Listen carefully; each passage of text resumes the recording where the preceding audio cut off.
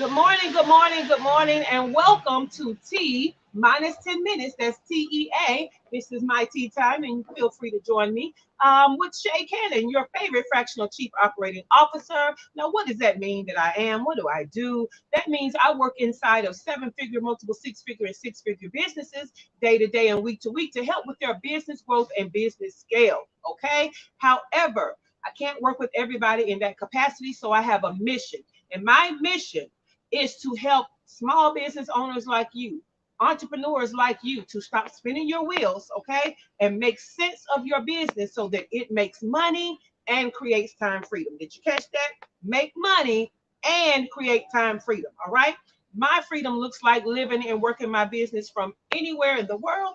I started this journey in Belize. I lived in Mexico for 3 years. And for the past year, I've been in the Tango Beef and World Cup capital of the world, Buenos Aires, Argentina. So I love to call this little segment a little business banter on the balcony in Buenos Aires. Okay, love alliteration. All right, but all week long, what we've been talking about is unclogging the growth in your business. All right, so let's do a little recap. Let's go backwards.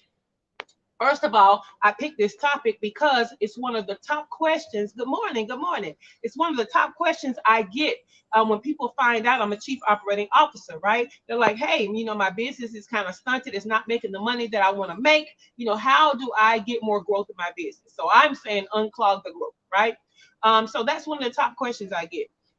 So I came up with 4 tips for you, 4 things that I want you to start out with to start unclogging that growth. All right. And the first thing is your marketing messaging. Okay. Your marketing messaging.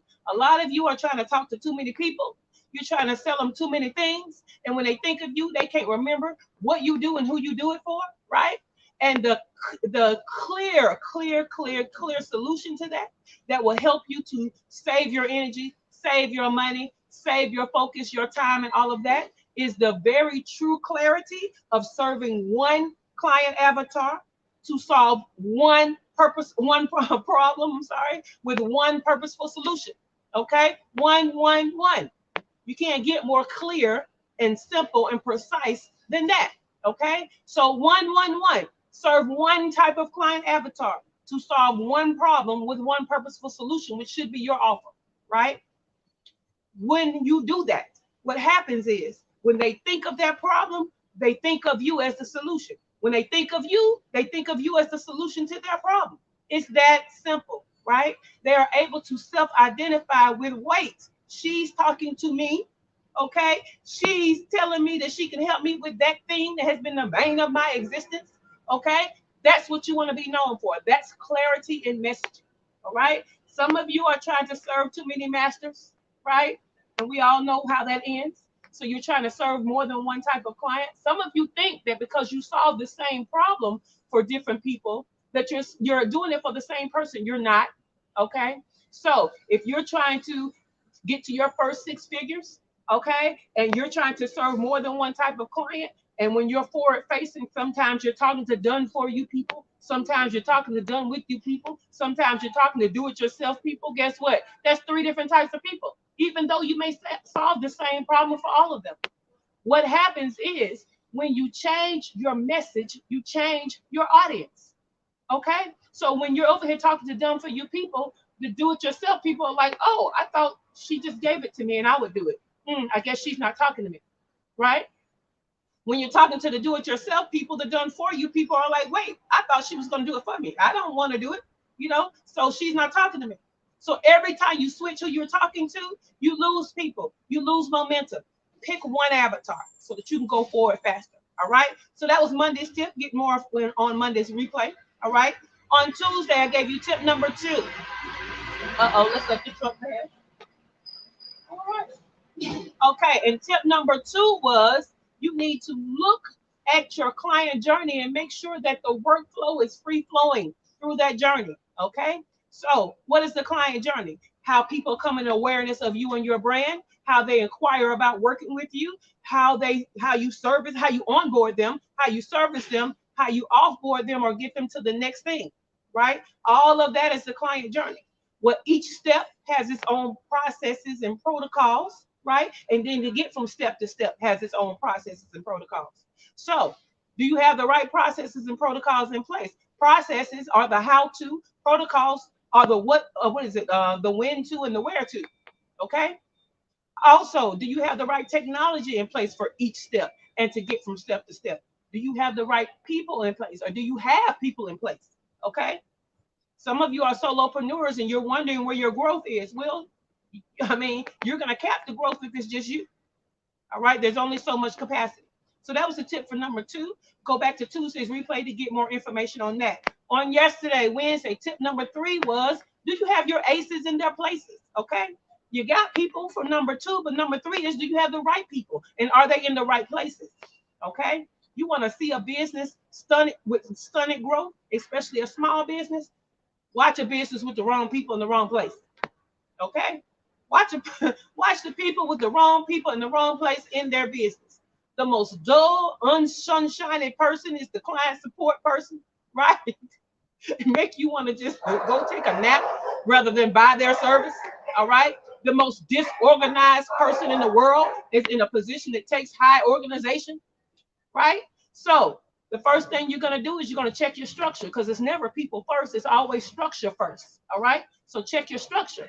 Are you setting them up for success? Do they know what success looks like? Do you even know what success looks like? Check your structure. All right. Then if the person can't fit into the structure, then you decide, do they have skills where you can put them in another place? And if you don't, as my coach would say, release them to their destiny. All right. So today what we're going to talk about is, what is your focus? Okay. What is your focus? Sometimes your growth isn't there because your focus isn't there. Okay. Unfortunately, there are some business owners out here expecting the world, but you're giving very little effort and very little focus to your business to get it there. Therefore, you're getting very little results and very little revenue. All right? Focus, okay? Are you working in to bring in a volume of leads that you need to convert to get to the number of sales that you need for your revenue goals? Because this thing is a numbers game. Okay? This thing is another numbers game. Do you even know your closing rate? Right? How many people does it take for you to talk to about your service before you finally close somebody to buy it? Okay. You need to know. You want to know why? Because the average conversion rate or converting somebody in a sale, right, is 20%. It's 20%. So if you have a goal of converting 50 people a month to meet your revenue goals, because we're not even talking pricing, right? We're just talking about the number of people you need to sell to get to that revenue goal, right? Is it 50 people, that, depending on your price? Then did you know by the average closing rate of 20%, you have to get in front of 250 people a month? Well, what are you doing to do that? Okay, are you sitting back hoping and wishing? Because that's not going to do anything, right? So at the end of the day, are you putting your efforts where they need to be to get the results that you want? Knowing your numbers is one of those ways. So I know if I need to close 50 people at whatever price point to meet my whatever my revenue goal is, I know I need to get in front of at least 250 people a month, right? To get close those 50 people a month. All right. So my focus should be, how the hell do I get in front of 250 or more people? How do I get leads coming in where I can talk to 250 people in a month? How do I get in front of 250 people? I don't care if you watch Field of Dreams. If you build it, they will not come. It's not that easy, right? You can be the best in the business, but just because you're the best doesn't mean they're going to come, let alone come fast enough for you to meet your revenue goals. Okay? Word of mouth is real, but what are you doing? Other people are only going to take your dream so far. How far are you going to take your dream? What is the work that you're going to do? Okay? So that's our final tip of the week. I hope you've enjoyed the whole week. I hope this was transformational information for you, because that is why I'm here. I hope I broke it down and made it clear for you, because clarity is my thing, right? If you have any questions, feel free to put them in the comments. However, revenue goals are great, but if you don't know what you need to do to get there and you're not doing it, then most likely you're not going to meet that revenue goal. Or guess what? You won't have consistent revenue that hits those goals, because you need to consistently put in the effort to get in front of the people that you need to get in front of to convert them. All right? All right, people. This was a great week, right? Unclogging your business growth. I need you to go back through and catch all of the replays. All right. And then I want you to join me right back here for T minus 10 minutes on Monday morning at 8 a.m. Eastern time, where we're going to tackle a whole nother topic. If you want to look at the notes that I was looking at, it's the blog post, right? So the blog post, the link is in the captions, and you can go and see all 4 tips for yourself. As you know, when I write it, it might be one thing, and when I say it, it's another. So you might even get more tips in the blog. So feel free to check it out. And I'll see you good people on Monday morning at 8 a.m. for the next week of T minus 10 minutes. Have a great day and have a great weekend. It's time for me to go over here to Clubhouse and have a conversation. So if you don't know, the conversation continues with the after party on Clubhouse. So I'll see you guys over there. All right. Thank you. And I'll check you guys next week. T minus 10 minutes, y'all, with your favorite fractional COO, Shay Cannon.